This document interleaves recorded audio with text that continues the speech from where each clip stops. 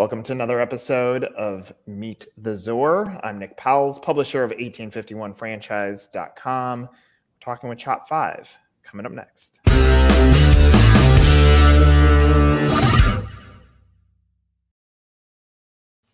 right, Brian, the easiest question is the first one, but it usually inflicts the greatest response ever, which is how did you accidentally fall into franchising? Oh, wow. That goes way back when. Well, it goes back to really my childhood. My father was an entrepreneur, and I saw success. I saw failures. I saw, good times and bad times, mostly bad, actually. But the drive to have his own business. So when I was young, I figured I wanted to do something on my own at some point. And I drove by McDonald's. I remember as a little kid, I was like in Cub Scouts, and I saw 1 billion sold. And I thought, wow, if you could sell 1 billion of something, you've got to be, it should do well. So that kind of made me move into thinking about franchising always. And then I really kind of stumbled into it. My wife, her brother-in-law worked for Domino's Pizza way back when they first started. And that's how I got involved. Okay, so go from being a kid, which it's awesome that you can reflect back and see a few things. One, you can see your dad as an entrepreneur, and you said struggles. And so you're watching what he's going through, and your brain connects to seeing 1 billion sold. Well, they figured it out.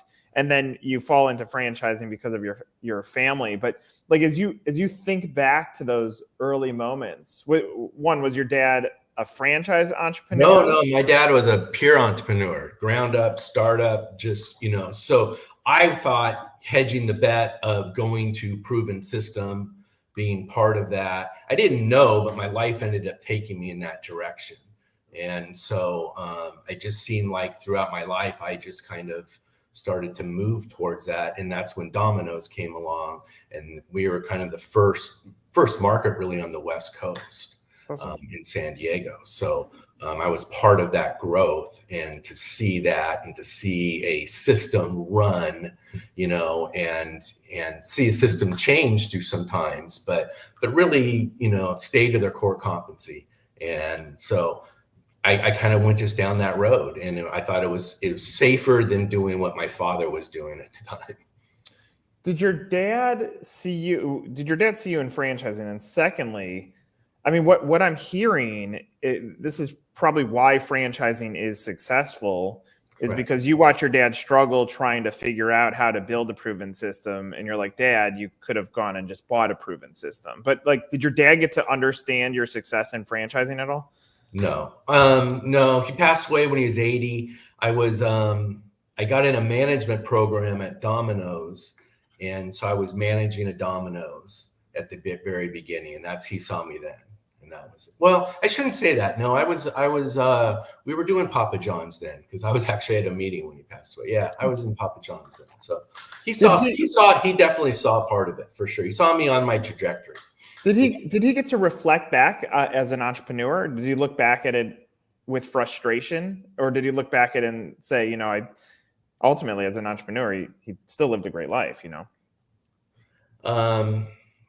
My father looked back at it. Yeah, I don't know. He was an entrepreneur to his heart. So I don't think he ever looked at this was his wrong path or anything. So he just thought, I think he, appreciated the effort that it took and the drive that we took to grow things. So did you see yourself as an entrepreneur? Did you see yourself as entrepreneurial? Entrepreneurial. I don't, I never really said we were an entrepreneur. As a franchisee, you're taking a system. You're not really going from ground up and zero. But I will say that over the years, you have such an opportunity to put your stamp on a system. So there is a lot of entrepreneurial in it.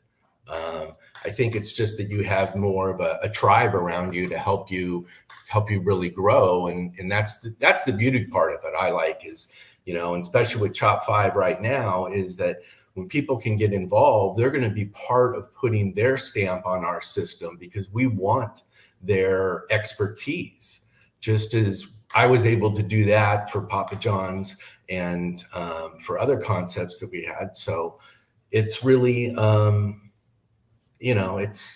think it's important to have that. And I saw the importance of that. And I want that in our company. And that's what really CHOP5 is about, is that we are running the business through a franchisee's eyes, because that's our DNA. Yeah. Partners and I, really important. So we know, making successful franchisees, we will have a successful franchise, and it's a team effort. So we're excited to be involved. Give a glimpse, because I think it's important, from establishing of your story.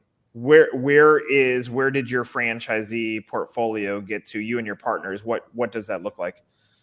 Well, we have, at any time, we're operating anywhere around 400 to 500 restaurants.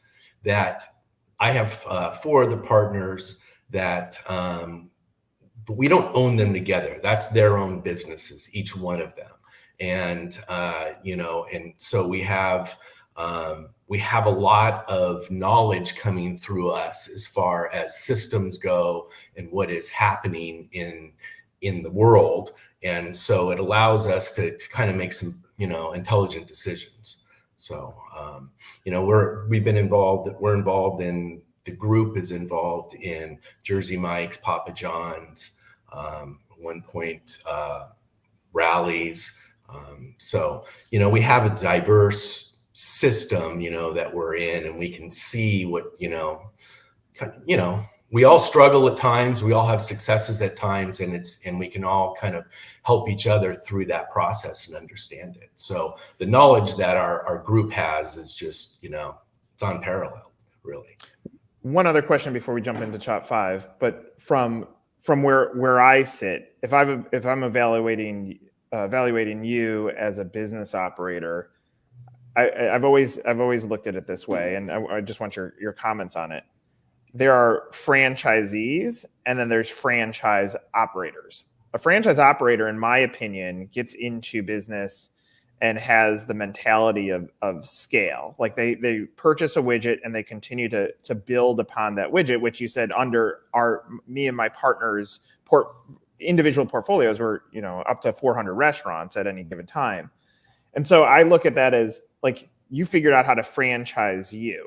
And so I think there's a vast difference between someone that's like, I'm going to buy a unit, and someone that says, I'm going to change the wealth projections for my family. When you started building up your own portfolio as a franchisee, are you thinking scale the whole time? Like, is it a bigger mindset, and that's allowed you to be successful? Yeah. I mean, people call me a lot, oh, I want to go franchise this. And I'm like, you got to be careful. You can't just do, you got to have a bigger mindset, because you have to scale, otherwise, you're buying a job. And there are certain franchises that you can go in and own it, operate it, and buy yourself a job. And there's nothing wrong with that, but that's not what we would do, or what we would want people to do. You want to go and scale, because that's how the business becomes way more successful. So you and your partners get together and you say, okay, now we're going to solve a different problem. And this is becoming a franchisor. Take me through those initial discussions as you're setting up this business. Well, the intent was that we would, and I spoke about it earlier, is that we would have a franchise. We've been in franchise systems. We've seen the good and the bad. We talked about, we should start our own for 10 years, honestly. And we finally said, you know what, we're going to go do it. And but we're like, we want to do it the right way. We've been lucky enough to have a certain level of success that, this isn't the driver is to create something successful. That's the driver. It isn't the other. And so, we want to get people involved, like us, you have to have growth. If you don't have growth, you have stagnant, and you have good people, and you're going to lose your good people. And, we've been in, all these segments. Well, we know when there's no growth, what happens. And so looking for people that want to kind of go, here's the next step. And we wanted to be in the healthier genre, where's food going now? It's never going away from pizza and burgers and all that. We know that, but we also know there's going to be a big uplift with, healthier eating. People want to eat a little healthier, and not we're saying we're going to change the life. It's just a salad, but it's a very good salad. Two things I want to unpack from that. One is you mentioned scale a few times in your answer. Like, you have to have a scaling mindset. If you think like obviously the brands that you've bought into as a franchisee are brands that had a scaling mindset at some point. It might not have been on day one, but at some point they said, oh, the aha moment is you bring in individuals that are going to open up multiple units.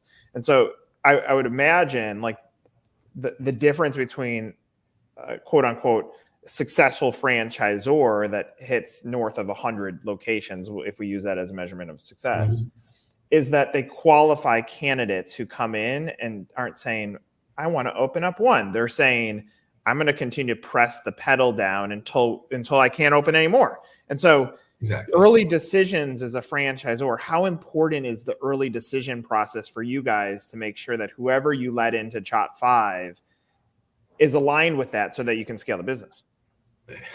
It's everything, it keeps me awake at night going, okay, we've got to find the right people, and more so in the beginning than any time else. We've got to, and so, with that mindset of really wanting to, the business has to work. We're business people, we understand, we're creating a model that can work, that is working.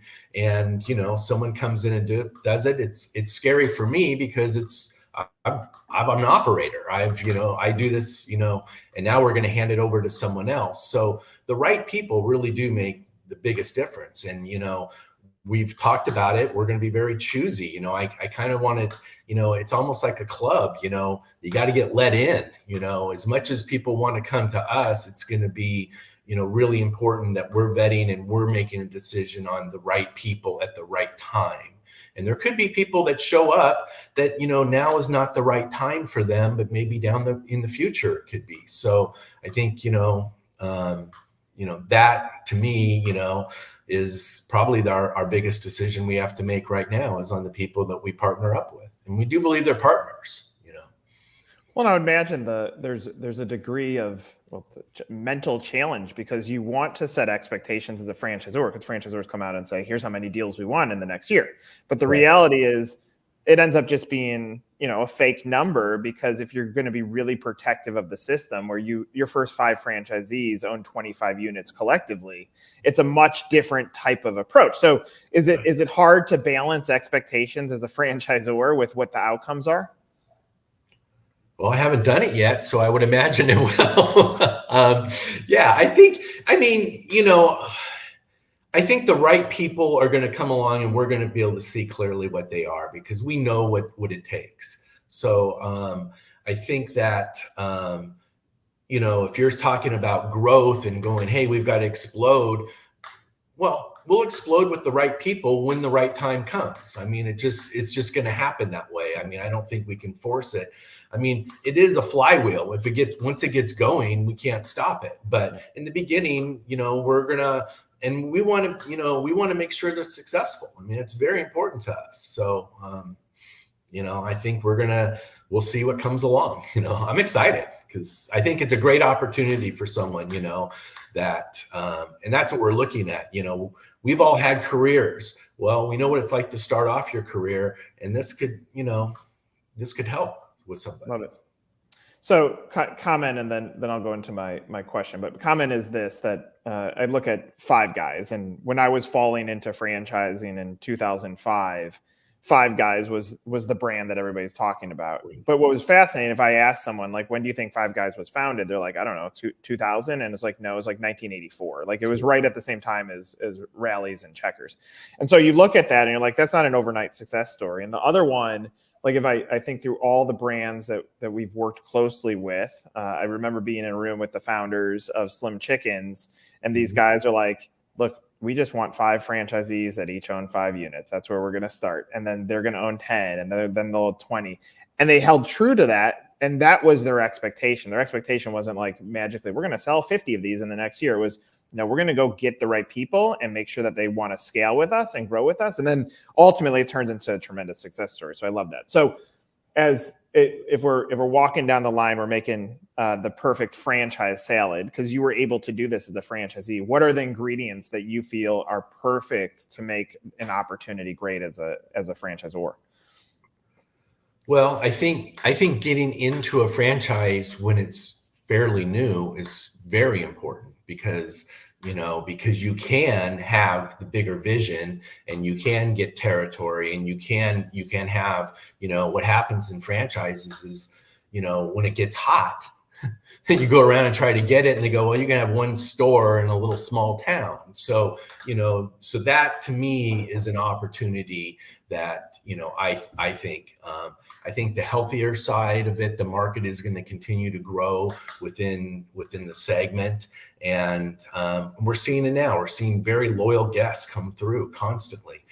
And, we've been open 6 years, going on 7 years. This isn't, oh, you just went out and we just picked it out and decided to do this. We want to do it right, and we wanted to make sure we were ready. And, we feel now is the time for us. So I think, and then getting involved in CHOP5 with us and our ownership group, I think there's nothing like it right now, because I don't think you couldn't go find these people and actually have conversations with them and be able to get the insights of how they grew their business. And we've done it.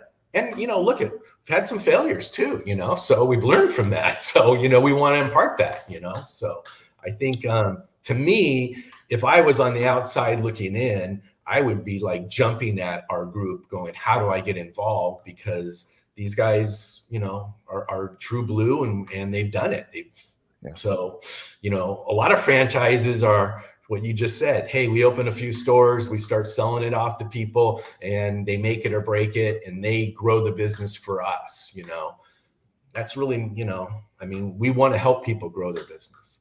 Yeah, what I love about your answer, if I'm now building the ingredient list, I heard culture, I heard opportunity, so there's not fear of missing out. Like you get in at the right time, and then track record. It's like, look, we know what we're doing, and even the last part of patience. Like you've been patient with this concept. Mm-hmm. If you're looking at another brand, how important is unit level economics? Are you looking at that from your viewpoint, or royalty structures or franchise fees?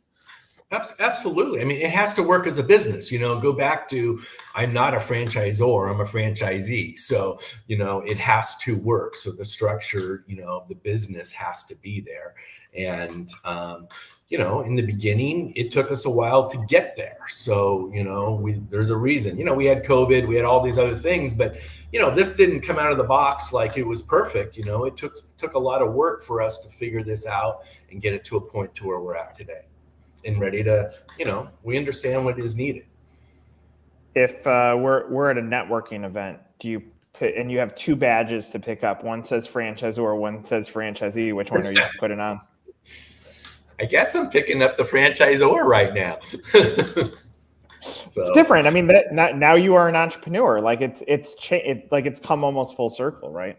No, it's true. It's funny you said that, because I was thinking that the other day, going, man, this is startup scratch. We have done this, and we don't know where it's going to go. We want it to be,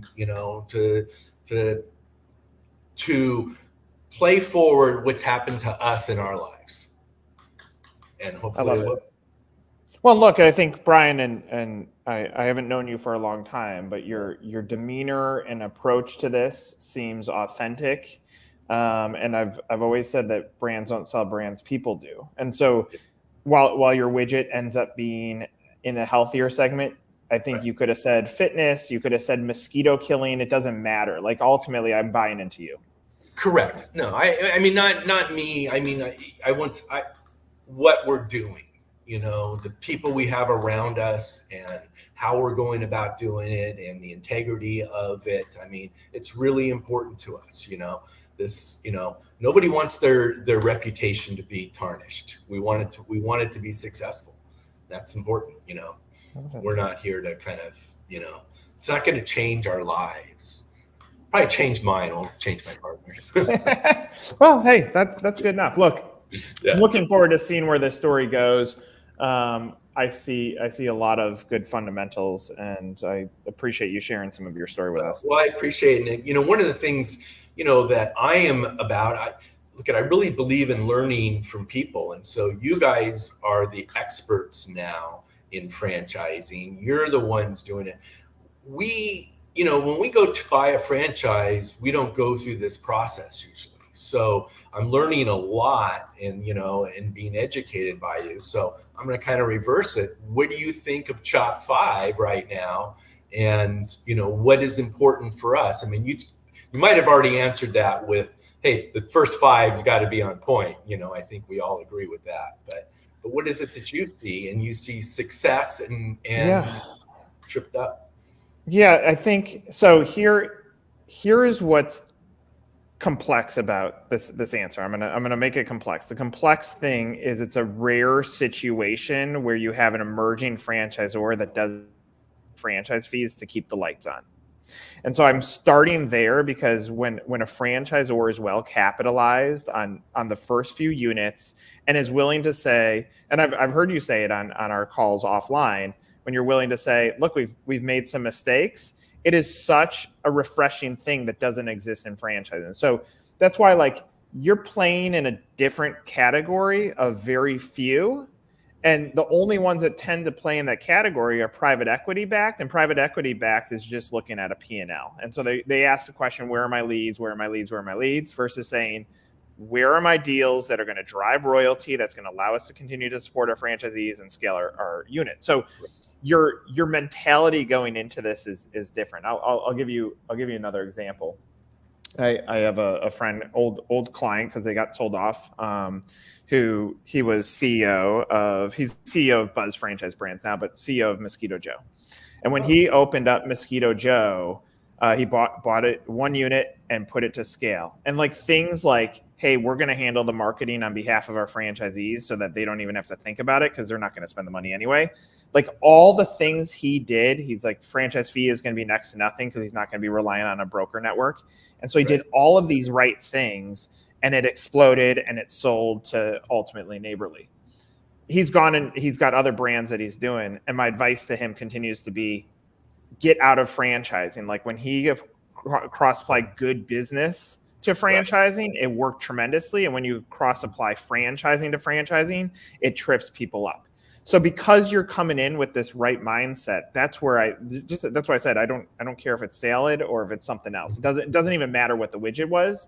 It was the fact that the mindset is right, the capital is there, and the mentality is there. So the last thing I'll say is, as long as you can stay true and hold on to not these fake numbers. I've been in rooms with CEOs where they're like, next year, 50 units. And the sales team's like, what? As long as you stay true to, let's continue to get the right people. Let's match people that pass our beer test, which is we can see them as the future multi-unit operator and maybe the future CHOP6 creator. That's what's special about this. That's what I see as an outsider. That was a long-winded answer, but that's what I see. Right. Okay. No, I appreciate that. I think you're right on. So, I mean, that's going to be our goal. We'll be,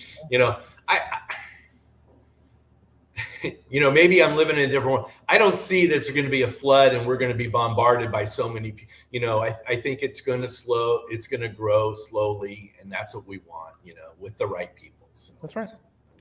So, well, Brian, I appreciate you sharing this, and thanks for telling your story. I look forward to continuing to learn more about it. But for Brian, I'm Nick. This is another episode of Meet the Zor.